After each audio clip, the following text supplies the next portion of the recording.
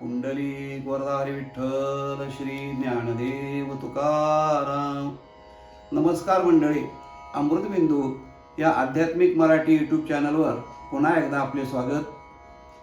आजचा श्लोक आहे, मना सज्जना हित माझे करावे, रघुनायका दृढचित्ती धरावे, महाराज तो स्वामी वायू सुताचा, जना उद्धरी नाथ लोकत्रयाचा.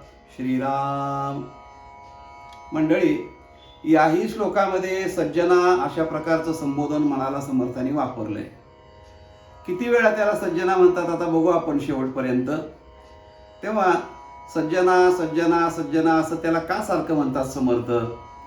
त्याचं एक मानसशास्त्र आहे मंडळी. एखाद्या मनुष्याला सतत जर आपण एकाच संबोधनानं जर बोलत गेलो तर त्याच्या मनावर त्याचा परिणाम होऊन आपण तसेच आहोत असं त्याला वाटायला लागतं. हे मानसशास्त्र आहे. बघा, एखाद्या लहान मुलाला सतत जर तू मूर्ख आहेस मूर्ख आहेस मूर्ख आहेस असं जर म्हणत राहिलो तर त्याच्या मनावर तेच बिंबतं आणि तो स्वतःला मी मूर्खच आहे असं समजायला लागतो. तसं एखाद्याला तू शहाणा आहेस शहाणा आहेस असं जर सतत बिंबवलं तर तो शहाणा होण्याच्या मार्गावरती पदक्रमण करू शकतो. हे मानसशास्त्र लक्षात घेऊन समर्थ आपल्या मनाला सातत्यानं सज्जना अशा संबोधनानं त्या ठिकाणी बोलत असतात. कारण ते मन सज्जन व्हावं. सतत बोलण्यामुळे ते कदाचित सज्जन होईल असा समर्थांना विश्वास आहे. त्यामुळं मना सज्जना असं सतत म्हणतात. हे सज्जना मना, तू माझं हित कर बाबा. माझं हित किंवा अनहित करायचं हे सर्वस्वी तुझ्या हातात आहे. तू जर ठरवलंस ना मना तर मला कुठल्या कुठं नेऊन बसवशील आणि तू जर तुझ्या मनात आणलंस तर मला अधोगतीच्या गर्तेमध्ये नेऊन टाकू शकतोस. हे सर्वस्वी तुझ्या हातात आहे. तुझ्याकडे तेवढी ताकद आहे. म्हणून हे सज्जना मना, तू माझं हित कर बाबा, माझं कल्याण कर, जेणेकरून माझं चांगलं होईल अशा काहीतरी तू प्रयत्न कर अशी विनवणी आर्जव समर्थ या श्लोकामधून आपल्या मनाला करतात. मना सज्जना हित माझे करावे. मग मनाने विचारलं की महाराज, तुमचं हित मी करावं म्हणजे नेमकं काय केल्यावर तुमचं हित होईल असं तुम्हाला वाटतंय? हित करावं म्हणजे नेमकं काय करावं? तेव्हा हिताची व्याख्या समर्थाने या ठिकाणी मनाला सांगितली की बाबा रे, हित कशाला म्हणायचं? व्यावहारिक माणसं आपण हित वेगवेगळ्या गोष्टीला म्हणतो. संसारातल्या अमुक गोष्ट मिळणं तमुक गोष्ट मिळणं, हे होणं ते होणं, ह्याला हित म्हणतो. पण शास्त्रानं संतांच्या विचारानं जर विचार केला तर हित हे एकच आहे की भगवंताला आपल्या चित्तामध्ये दृढ धरलं पाहिजे. रघुनायका दृढचित्ती धरावे. म्हणा त्या रघुनायकाला तो आपल्या चित्तामध्ये दृढ धर. इथं रामाला रघुनायक असा शब्द वापरलेला आहे. काही ठिकाणी राघव असा शब्द वापरला आहे, काही ठिकाणी रघुवीर असा शब्द वापरला आहे, काही ठिकाणी रघुकुळ टिळक असा शब्द वापरला आहे. इथं रघुनायक असा शब्द वापरलेला आहे. या शब्दाचा अर्थ असा होतो की रघुकुळाचा जो असणारा नायक म्हणजे प्रमुख, म्हणजे रघुकुळामध्ये श्रेष्ठ अशा प्रकारचा जो अवतार झाला तो रामाचा अवतार आहे. रघुकुळ हे सूर्यवंशी राजातल्या इक्ष्वाकू कुळातल्या राजांचं एक कुळ आहे आणि त्यातला रघुराजा हा मुख्य, त्याच्या नावानं ते कुळ पुढं चालू राहिलं आणि त्या कुळाचा नायक म्हणजे सर्वश्रेष्ठ प्रमुख असणारे श्रीराम आहेत. म्हणून त्यांना रघुनायक अशा प्रकारचा शब्द वापरला जातो. हे म्हणा त्या रघुनायकाला तू काय कर, आपल्या चित्तामध्ये दृढ धर बाबा. चित्तामध्ये दृढ धर याचा अर्थ अखंड त्या रामाचं चिंतन मनामध्ये कर.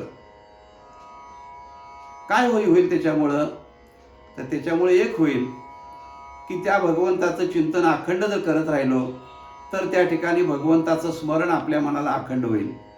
स्मरण करता करता त्याचा छंद लागेल आणि छंद लागल्यानंतर मग त्या ठिकाणी परमात्मा आणि आपण ह्या दोघांमध्ये भिन्नता राहत नाही. आपण देवच होऊन जातो.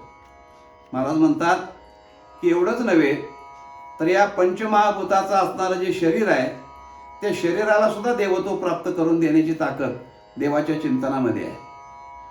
महाराज वर्णन करताना सांगतात, तुकाराम महाराज, गोविंद गोविंद गोविंद गोविंद मना लागलिया छंद, मना लागलिया छंद, मग गोविंद ते काया, मग गोविंद ते काया, भेद नाही देवातया. महाराज म्हणतात की देव आणि देवाचं चिंतन करणारा जो भक्त, त्या दोघांमध्ये भेदच राहत नाही. तो देवा इतका श्रेष्ठ नव्हे तर देव स्वरूप होतो, एवढी चिंतनाची ताकद आहे. म्हणजे चित्तामध्ये देवाला धरणं म्हणजे त्याचं चिंतन करणं असा त्याचा अर्थ होतो. म्हणून हे म्हणा, रघुनायका दृढचित्ती धरावे. तुझ्या चित्तामध्ये बाकीच्या गोष्टीचं चिंतन अखंड चालू असते. प्रपंचाचं चिंतन रात्रंदिवस चालू आहे. जागेपणी तर प्रपंचाचं चिंतन करतोच मनुष्य, पण झोपेमध्ये सुद्धा चिंतन प्रपंचाचंच असल्यामुळं स्वप्न सुद्धा प्रपंचातलीच पडतात.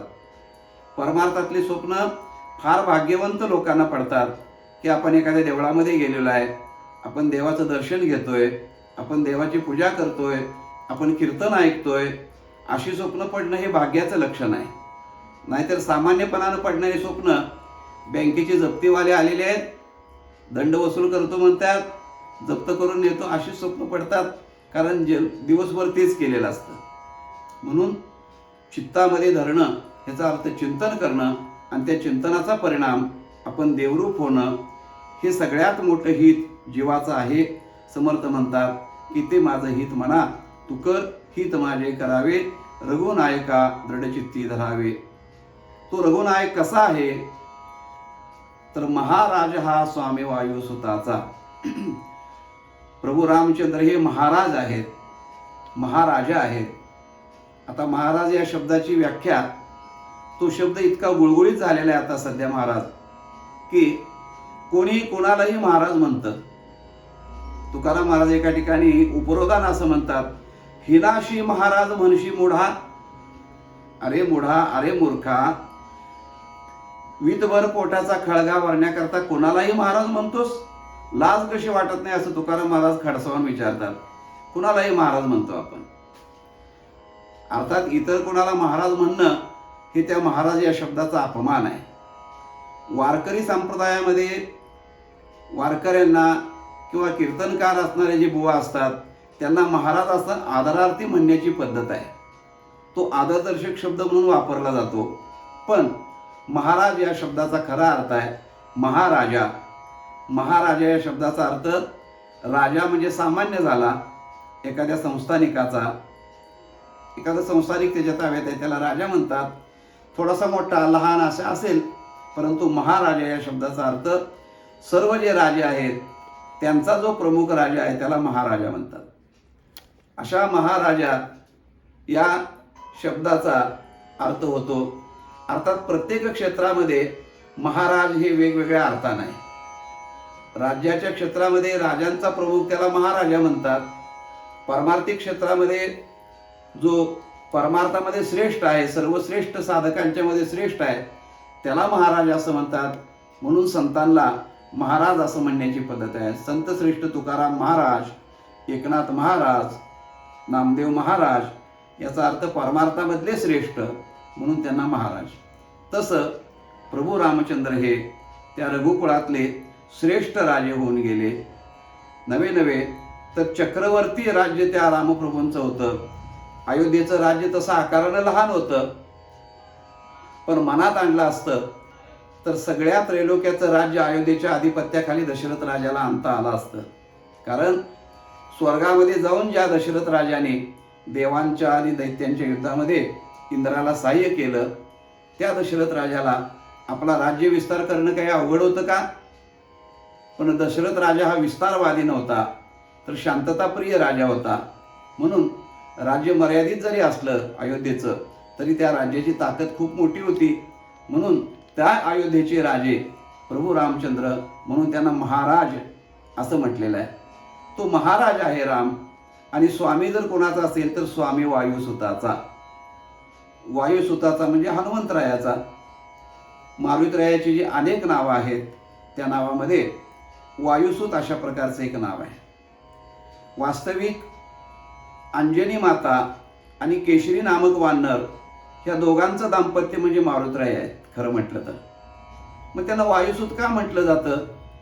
अंजनी पुत्र केसरी नंदन असं बरोबर आहे, पण वायुसूत म्हणण्याच्या पाठीमागचा अर्थ असा की वायुदेवतेच्या कृपेनं झालेले ते पुत्र आहेत. आणि ज्या वेळेला कैकेयीच्या हातातील प्रसाद पिंड तो घारीने ज्या वेळेला झडपून नेला, त्यावेळेला वायुदेवाने ती घार बरोबर अंजनी माता बसलेल्या ठिकाणी वरती उडत असताना तिच्या हातातला पिंड हसडून वायुदेवाने खाली पाडला मुद्दाम, आणि तो अंजनीच्या हातात पडल्यानंतर त्यापासून मारुतीचा जन्म झालेला आहे. म्हणून वायुदेवाचा स्पर्श त्या प्रसादाला झाला आणि तो प्रसाद अंजनी मातेने खाल्ला, म्हणून मारुतरायाला वायुसूत असं म्हटलेलं आहे. अशा वायुसूत असणाऱ्या हनुमंताचा स्वामी हा महाराज म्हणजे प्रभू रामचंद्र आहेत. महाराज हा स्वामी वायुसूताचा. स्वामी याचा अर्थ मालक. मारुतरायांची जर भक्ती बघितली मंडळी तर मारुतराय फार एकनिष्ठ होते. ते इतर कोणालाही स्वामी मानत नव्हते, एक रामप्रभूंच्या शिवाय. एक प्रसंग असा सांगितला जातो की द्वारकेमध्ये ज्या वेळेला भगवान श्रीकृष्णाचा अवतार होता, त्यावेळेला हनुमंतराय फिरत फिरत फिरत द्वारकेमध्ये आले आणि भगवान श्रीकृष्णालाही अयोध्येतल्या लोकांचं गर्वहरण करायचंच होतं. त्यामुळे ती लीला भगवंतानं घडवली. उपवनामध्ये मारुतराय एका झाडावरती बसले आणि सगळी फळं तोडून खायला लागले, झाड विध्वंस करायला लागले त्या उपवनाचा. सेवकांनी मारुतरायाला मारण्याचा प्रयत्न केला. त्या सेवकांना मारुतरायांनी समुद्रात बुडवून काढलं. सेवक धावत गेले द्वारकेमध्ये, महालामध्ये, राजवाड्यात जाऊन तक्रार सांगितली आणि मग अनेक सैनिकांना भगवान श्रीकृष्णाने पाठवलं, त्यांना धरून आणा.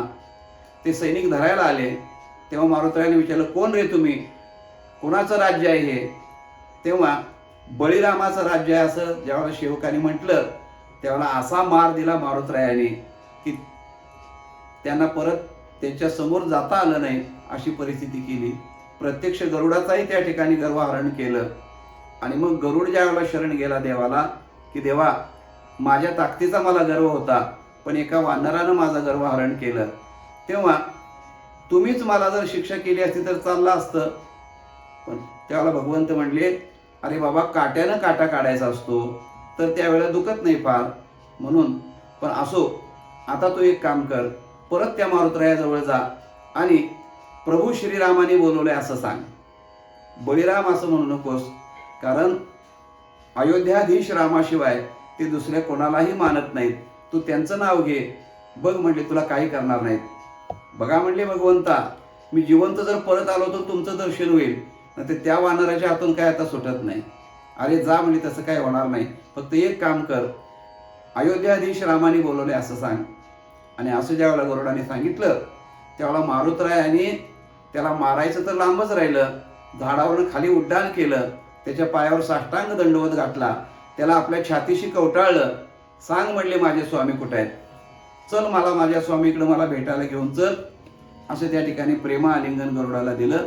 मंडळी, याचा अर्थ असा की त्रैलोक्यामध्ये प्रभू श्रीरामाशिवाय हनुमंतराय हे कोणालाही स्वामी मानत नव्हते, म्हणून स्वामी वायुसूताचा म्हटलेला आहे. महाराज हा स्वामी वायुसूताचा. आणि जना उद्धारी, सर्व जनांचा उद्धार करणारे आहेत प्रभू रामचंद्र. म्हणजे जे त्यांना शरण जातात, दीन दुर्बळ अशी जी कोणी जरी असतील, अगदी पशु पक्षी झाडं एवढंच नव्हे तर दगडांचा आणि पाषाणांचाही उद्धार प्रभू रामचंद्राने त्या अवतारामध्ये केला. जिवंत माणसांचा करतील यात विशेष नाही, पशुपक्ष्यांचा करतील यात विशेष नाही, पण पाषाणाचाही उद्धार त्या अवतारामध्ये केला. म्हणून जना उद्धारी. आणि ते कसे आहेत? नाथ लोकत्रयाचा, त्रैलोक्याचे नाथ आहेत प्रभू रामचंद्र. म्हणजे त्रैलोक्यधीश भगवान परमात्मा महाविष्णूचा अवतारच असणारे ते आहेत, म्हणून नाथ लोकत्रयाचा असं त्या प्रभू श्रीरामांचं वर्णन त्या ठिकाणी केलेलं आहे. मंडळी, तात्पर्य असं की मनाला समर्थ सांगतात, हे सज्जना मना, तू माझं हित कर आणि त्या प्रभू रामचंद्राचं चिंतन कर की जो महाराज आहे, हनुमंतरायाचे स्वामी जो आहे, त्रैलोक्याचा नाथ जो आहे, असा श्रीराम, त्या श्रीरामाचं चिंतन करून आपल्या जीवनाचं कल्याण करून घे. अशा प्रकारचा बोध मंडळी समर्थांनी मनाच्या रूपाने तुम्हा आम्हा सर्वांना केलेला आहे. तो बोध आपण आचरणात आणून आपलं जीवन उन्नत करण्याचा प्रयत्न निश्चित मंडळी आपण केला पाहिजे. तेव्हा आजचं चिंतन आपल्याला कसं वाटलं ते जरूर कळवा. आपल्या कमेंट द्या. चॅनलवरती जर आपण नवीन असाल, अजून चॅनल जर सबस्क्राईब केलं नसेल तर चॅनलला अवश्य सबस्क्राईब करा. आणि जे इतर भाविक आहेत, ज्यांना आध्यात्मिक ऐकण्याची आवड आहे, अशा सर्व लोकांना या चॅनलबद्दलची माहिती द्या. भेटूया मंडळी पुन्हा पुढच्या भागामध्ये. तोपर्यंत नमस्कार. रामकृष्ण हरी.